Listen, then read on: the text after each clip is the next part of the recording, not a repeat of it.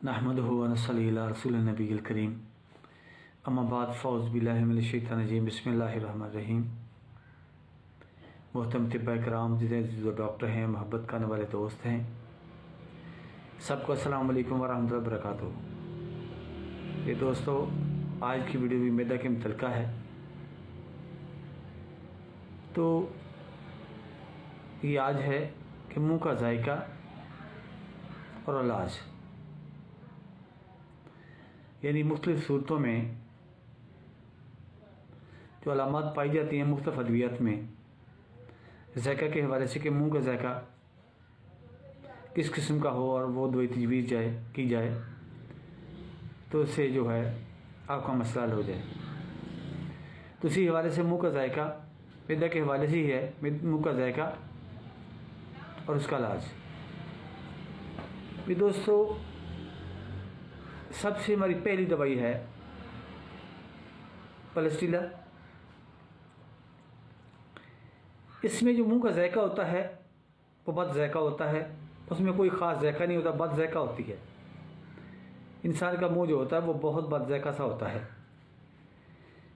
ये ज़्यादातर औरतों और शर्मीले मर्दों की दवाई है। 30 पोटेंसी में लेकर सुबह दोपहर शाम में सब में करवाएं तो इससे इंशाल्लाह बहुत फ़ायदा होता है। इससे ज़ुबान का जो जायका, मुँह का जायका जो होता है वो ठीक हो जाता है। इसको हफ्ता 10 दिन इस्तेमाल लगातार करें तो इंशाल्लाह यकीनन आपका मरीज़ ठीक हो जाएगा। इसके अलावा हमारे पास मुँह के जायके के हवाले से एक दवाई है फेरमफास।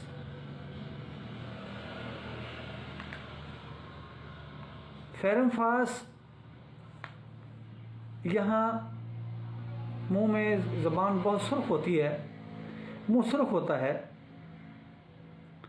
मुंह में छाले वगैरह भी निकल आते हैं। तो इसमें यानी कि मुंह के छालों की वजह से जो अंदर की हमारी गर्माइश होती है ना, तो मुंह से छाले निकल आते हैं, ज़ुबान हमारी सुर्ख हो जाती है, मुंह सुर्ख हो जाता है। तो उसका जायका भी बद जायका सा होता है। उसका जायका ना तो कोई उसमें खटास पाई जाती है ना कोई मिठास पाई जाती है, वो भी बद जायका सा होता है। तो फेरमफास इस्तेमाल करवाने से अगर आपके मुंह में ज़्यादा सुर्खी है, ज़ुबान सुर्ख है, मुंह पकने की वजह से आपका जो है मुंह ज़्यादा सुर्ख हुआ है, तो उसके लिए ये बहुत एक आला दवाई है। तो ये भी आपने 3x में लेके इस्तेमाल करवाएं तो इससे इंशाल्लाह बहुत फ़ायदा होता है। इसके अलावा हमारे पास एक दवाई है नेट्रमफास। वो फेरमफास थी, ये नेट्रमफास है। नेट्रमफास का एक ख़ास जायका है, वो है खटास। यानी नेट्रमफास में खटास बहुत पाई जाती है। मुंह में जो जायका होता है वो खट्टा जायका होता है, बहुत खट्टा होता है, बल्कि हर चीज़ इंसान को खट्टी महसूस होती है। तो इसके लिए नेट्रमफास 3x बहुत आला दवाई है। 3x सुबह दोपहर शाम 5-5 6-6 गोली लेकर इस्तेमाल करवाएं तो इससे इंशाल्लाह जो आपका खट्टापन है, जायके का खट्टा जायका है, वो ठीक हो जाएगा इंशाल्लाह। इसके बाद हमारे पास एक दवाई है एंटीमोनियम क्लोराइड। एंटीमोनियम क्लोराइड जो है, इसका जायका जो है ये अजीब सा जायका इसका होता है। इसकी जो ग़ज़ा होती है ना, ये ऊपर को आती है। एंटीमोनियम क्लोराइड की दवाई के जो ख़ास अलामत है कि इसका जो खाया पिया इंसान होता है ना, वो जायका मुंह को आता है। तो एंटीमोनियम क्लोराइड इस्तेमाल करवाने से 1-2 खुराक से ही इंशाल्लाह ये अलामत ख़त्म हो जाती है। तो जैसे ही इंसान को मतली सी होती है ना, को ग़ज़ा की मतली सी ऊपर को होती है ये, तो वो जायका जो होता है वो मुंह में आ जाता है। तो एंटीमोनियम क्लोराइड 30 पोटेंसी लेके 2-3-4 खुराकें आप देंगे तो इंशाल्लाह आपका मरीज़ ठीक हो जाएगा। इसके पास हमारी दवाई है कलकेरिया सल्फ़।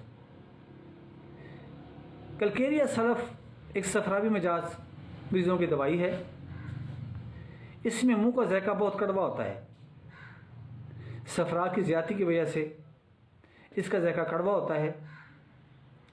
इसको आप 30 पोटेंसी में लेकर सुबह दोपहर शाम में इस्तेमाल करवाएं तो इससे बहुत जल्दी फाका होता है। तो ये आपने 30 पोटेंसी में लेके सुबह दोपहर शाम में इस्तेमाल करवाना है। इसका इस्तेमाल बहुत ज़्यादा नहीं करवाना चाहिए।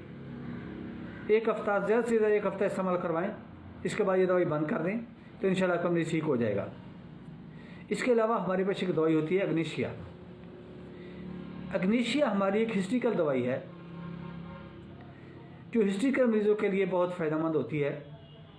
इसमें ये एहसास पाया जाता है कि जैसे कोई ऊपर हमारे गले में कोई चीज़ गोला सा फंस गया है तो इसके मुंह का जायका भी इस दवाई का भी बद जायका होता है। तो ये हिस्ट्रिकल मरीज़ों के लिए बहुत आला किस्म की दवाई है। ख़ास तौर पर ये औरतों के लिए बहुत आला दवाई है। हिस्ट्रिकल औरतों के लिए, ये हिस्ट्री के लिए, जो हिस्ट्री या मर्द होती है उसके लिए बहुत आला दवाई है। ये मैदे को इंशाल्लाह कंट्रोल करती है और हिस्ट्री की तकलीफ़ को भी कंट्रोल करती है। तो मेरे दोस्तों, तमाम अलामात को नोट करें। तमाम अलामत को नोट करने के बाद